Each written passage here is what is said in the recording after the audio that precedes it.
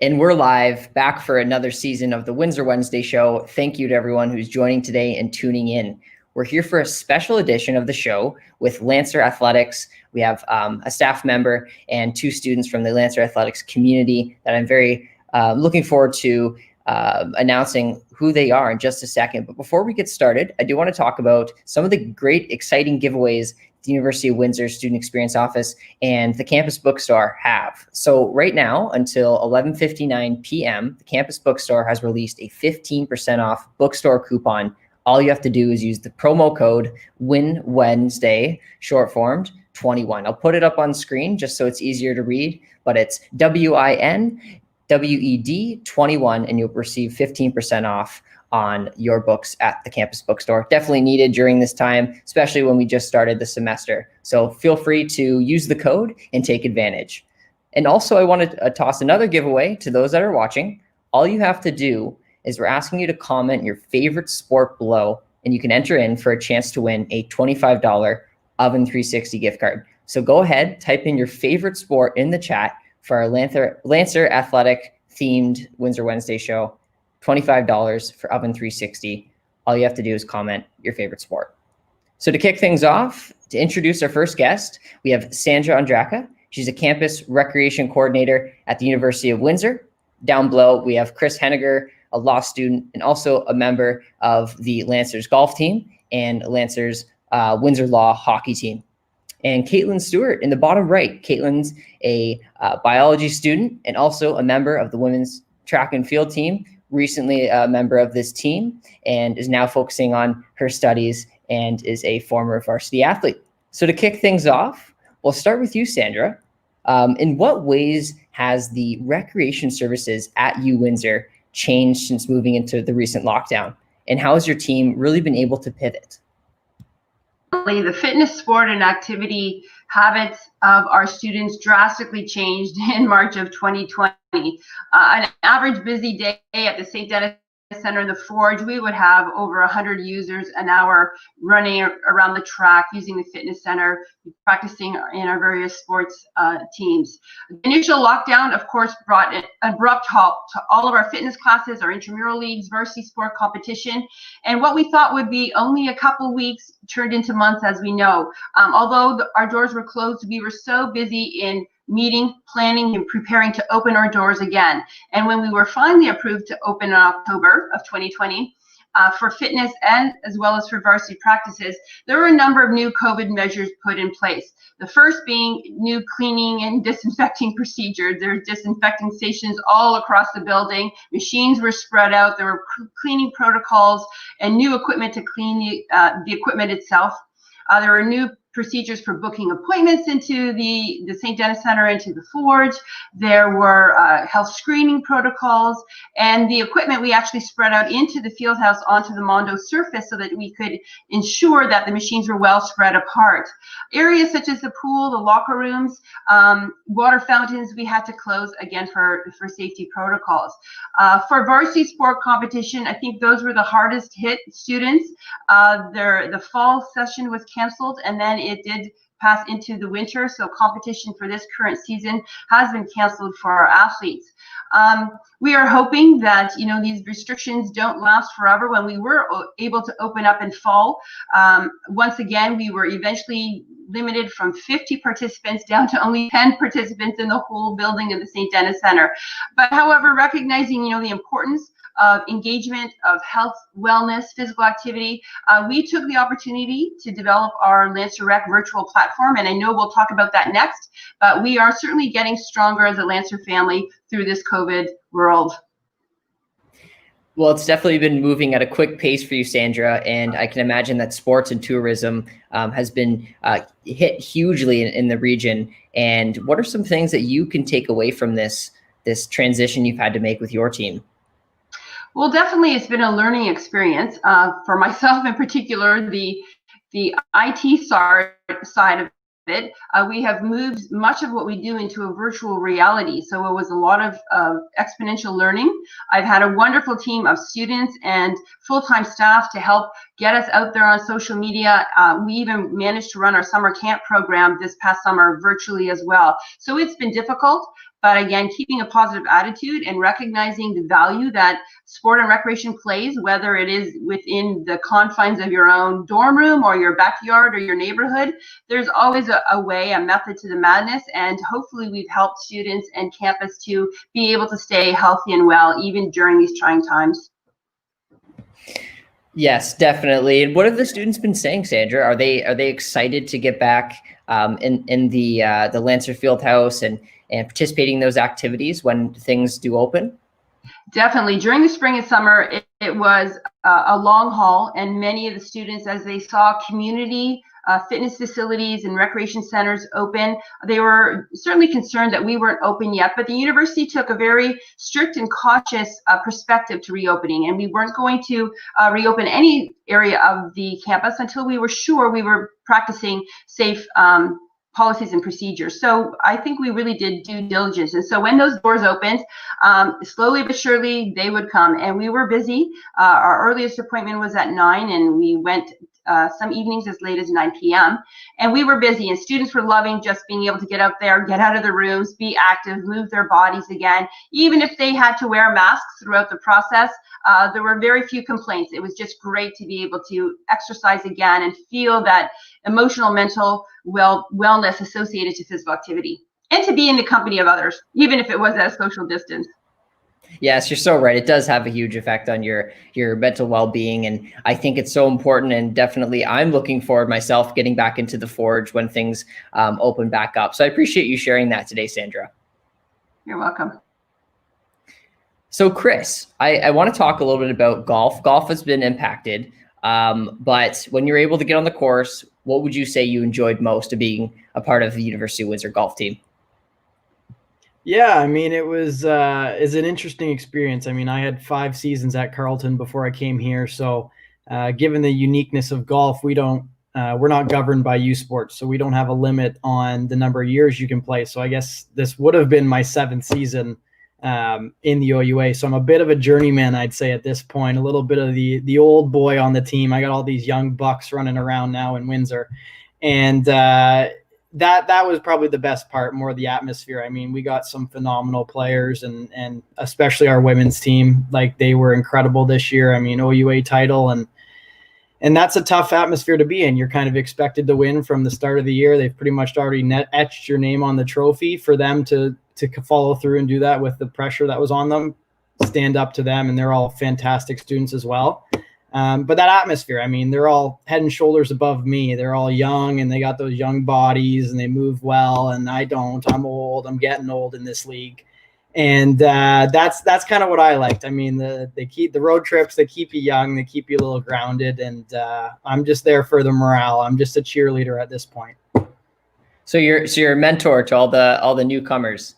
Well, they got a thing or two to learn, you know. My 24 years, I've picked up a thing or two, I'd say, and we had a bunch of 19-year-olds, so a little wisdom, just to give them a little character, a little strength in them, just a little juice. That's what we wanted, and end up having a good year, so it worked out. I mean, they were our driving force as far as scores went. I was there as the chief morale officer, and that's all I'd classify myself as. I love it. And I see you have the golf bags in the background. I hope you're not playing in the house and waiting to get back on the course. But what would you say would be a cherished memory that you've had being on this team? Yeah, definitely. Definitely, it's the simple things. I think it's the general just getting together and the community of it. That's kind of different from a lot of schools where Windsor being a little smaller town, a lot of the guys on our team are Windsor locals. So coming from not Windsor, I'm from London, was a bit different because you're walking to a team where they've all grown up together, they've all played together, but quickly you can kind of get in the fold of things, and I think that's the best memories to come out of it for sure is that kind of community that is created. Well, I'm glad it's had a great impact on you, and you've continued to be a role model for many students in golf at the University of Windsor. I wouldn't go as far as role model, but I'm a model somehow. I don't know. Well, definitely, if you're coming from other schools and you've played almost 7 seasons, I think you're doing something right. So I appreciate you sharing that today, Chris. Thank you. And Kaitlyn, I want to talk about specifically studying in sciences. What are you preparing for after the University of Windsor? Where do you see yourself going with your undergrad? So I have a couple options right now. When I came into the school, I was originally looking at med school, and I just wrote my Mcat this summer. So I was looking in that direction. But then this year, I took the thesis course that the university offers. And I've been in a research lab since my second year of school here, which is something that I really appreciate. Coming to a smaller school, I was able to get to know professors really well, gave me some good connections. I was able to get into a research lab right away, and I didn't think I was going to be able to do that when I was touring other schools. And that's given me a lot of experience. But this year, specifically getting to work on my own project for my thesis, it's really opened my eyes to doing a master's after my undergrad. So I've recently been looking at that. And if I choose to go that route, I feel really prepared coming out of my undergrad because I'll have 3 full years of research experience to put on my resume. That's a great experience on my resume. And it also just made me a lot more confident as a student when I would go into my labs for courses. I already had a bit of background. So that was really nice. That's incredible. And it looks like you're taking the right steps for after graduation. But I do want to talk about the Mcat. Tell me a little bit about what that experience was like. And I imagine many students are a bit nervous for when it comes that time applying to med school. What is it like? I had a bit of a unique experience because I wrote it during this summer of COVID. So the test is normally 7 hours, but it was shortened to me for 5 hours and 45 minutes because of COVID. They were putting more tests in. I had a really nice chance to study for it over the summer because we were in lockdown, so I couldn't really do anything else otherwise. So I dedicated the 4 months of the summer to studying for it. And it was a lot, but I've taken the prereqs at Windsor and I say they prepared me well. I bought a couple of practice books and practice questions, and it went really smoothly. It was a good experience. And any tips for those students that are about to apply for the Mcat and take that test? Definitely practice tests. I would get the AAMC, that's the board that writes it. I would get their practice questions because they're going to be the most similar to what you see on the test, and just practice, practice, practice. Well, thank you for sharing that great insight. And I think it'll be of value to students that are watching that are aspiring to be doctors down the line. So thanks for sharing that, Kaitlyn. No problem. And Sandra, back to you. Let's talk a little bit about some exciting events taking place in recreation, especially online. You're still working hard to make sure that students can have that experience with Lancer Rec. What are some things happening in the virtual world? Challenging times for recreation coordinators across the country to be able to continue to offer sport, fitness, and wellness opportunities virtually. So as I said, exponentially, we've developed our skill sets. And one really exciting area of growth for Lancer Rec has been our new engagement platform called Lancer Rec Connect. And this platform has allowed us to offer virtual fitness classes, personal training, workouts of the weeks with our Forge Fitness trainers, as well as a new Esports league. So all of those opportunities are virtual. They can be accessed through our website. The registration platform and the platform that we're using varies depending on the program. So for our fitness classes, we are using Microsoft Bookings, and all university employees, students can book into one of a number of classes. So every day we have a fitness class, yoga class, meditation classes. Our Esports League is run through IM Leagues, and Julia Brill, our intramural coordinator, who is also a varsity soccer player, she will be coordinating that league along with her student supervisors, and the deadline for that is September 21st. And then in addition to that, our personal trainers offer weekly workouts. That is available through YouTube or our Lancer Rec Connect Microsoft channel or Facebook, any of the social media platforms. So it's been an exciting opportunity for us. As I said, the reality of virtual programming will probably continue into the future, even when we are back in person. So as much as we were kind of forced our hand and had to learn how to do this, it has really expanded our abilities now. And there are some students that will never come to the St. Denis Center, may never come to the Forge, enter a fitness class, that even in our new building. But the reality of it is now we can reach those people through virtual reality and virtual programming. So we're excited to be able to offer something like that. We're still learning, we're still growing. It's very much still a competitive market. So we do learn from other rec coordinators and campuses across the country and in the US. And we're looking forward to continuing to refine, develop our experiences for the students.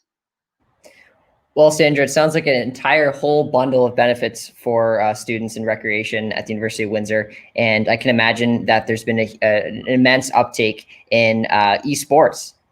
Definitely. Yeah, this esports, again, me being of a fitness-minded, physical activity mindset, found it a little bit challenging to accept the concept of esports within a recreation department. And it is still, I suppose, a topic of controversy across the country and North America. However, we have embraced it. As you know, there is also an esports varsity club on campus as well. So it, again, is engaging a group of students that want to still be active, but in a different mode. And we're okay with that. So we are offering everything from FIFA 21 to Rocket League to Madden 21, of which I know nothing about. And our newest league is Super Smash Brothers, I believe they call it. So we're offering it in both the Xbox and the PlayStation formats, and we're getting some great participation there. Again, it's a different sort of fun, and ironically, we don't run into the same sorts of conduct issues that we would in a normal intramural sports league game, but it has been a learning experience for Julia and her team as well, and hopefully the students are enjoying it. Well, I'm glad, and I think they are, and it's a variety of games that you definitely should check out if those watching want to check out Lancer Rec Connect, as Sandra mentioned. Where can they find this information?